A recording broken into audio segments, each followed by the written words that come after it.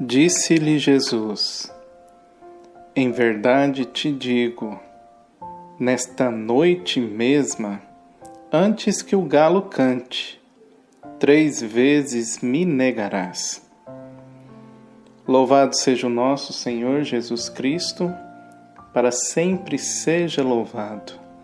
Que a paz do Senhor, que excede todas as coisas, esteja e permaneça para sempre em nossos corações. Amados do Senhor, continuamos então a nossa busca diária pela verdade, pelos princípios eternos, por aquilo que não passa, justamente pela luz que ilumina o nosso caminho em rumo da verdadeira felicidade, trilhando o caminho estreito. Estamos então no capítulo 26 do Evangelho de São Mateus e acabamos de ler o versículo 34.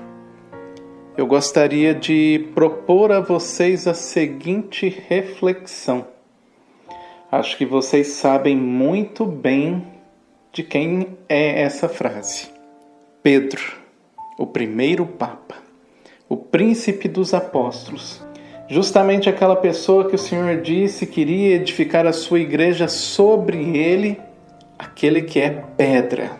É essa pessoa inconstante, essa pessoa de altos e baixos, essa pessoa que revelada e impulsionada pelo Espírito Santo declara num primeiro momento que Jesus Cristo era o Filho de Deus vivo, o Messias que devia vir ao mundo.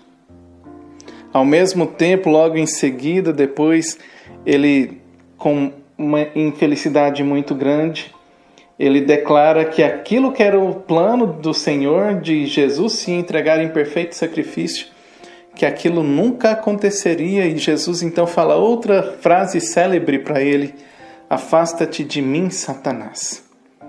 É o mesmo Pedro que, vendo Jesus caminhando sobre as águas, depois daquele dia em que a multiplicação dos pães havia acontecido pela primeira vez, ele vira e fala: Senhor, se tu és de fato o Cristo, se és de fato o nosso mestre, ordena-me que eu vá até o Senhor. Então Jesus ordena e ele vai. Então, além de Jesus, Pedro também andou sobre as águas, quando de repente ele vê o absurdo pelo qual ele estava passando, desafiando as leis da física, ele tem medo, a fé esmorece e ele começa a afundar pedindo socorro. E o detalhe, ele era pescador profissional. Com toda a certeza do mundo, ele sabia nadar e deveria ser um exímio nadador. Além de fato ser um exímio pescador também. Esse é Pedro. Pedro então havia prometido ao Senhor que estaria com ele até mesmo se fosse preciso entregar a vida. Ali no versículo 33 ele fala: mesmo que seja para todos uma ocasião de queda, para mim jamais o serás. E no versículo 35 Pedro fala: mesmo que seja necessário morrer contigo, jamais te negarei. Amados, nem virou o dia, ele de fato cumpre o que Jesus fala e nega Jesus 3 vezes. O fato é que Jesus conhece o coração de cada um. Além das aparências, o Senhor é capaz de saber perfeitamente o que cada pessoa é capaz de fazer.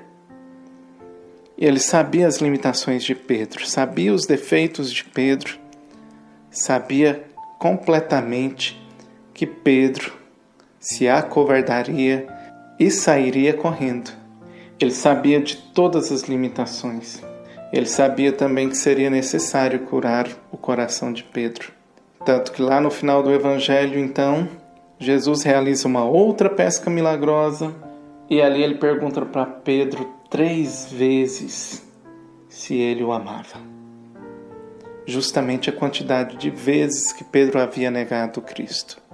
Quando Pedro vê a coincidência das vezes, ele responde: Senhor, O Senhor sabe tudo de mim.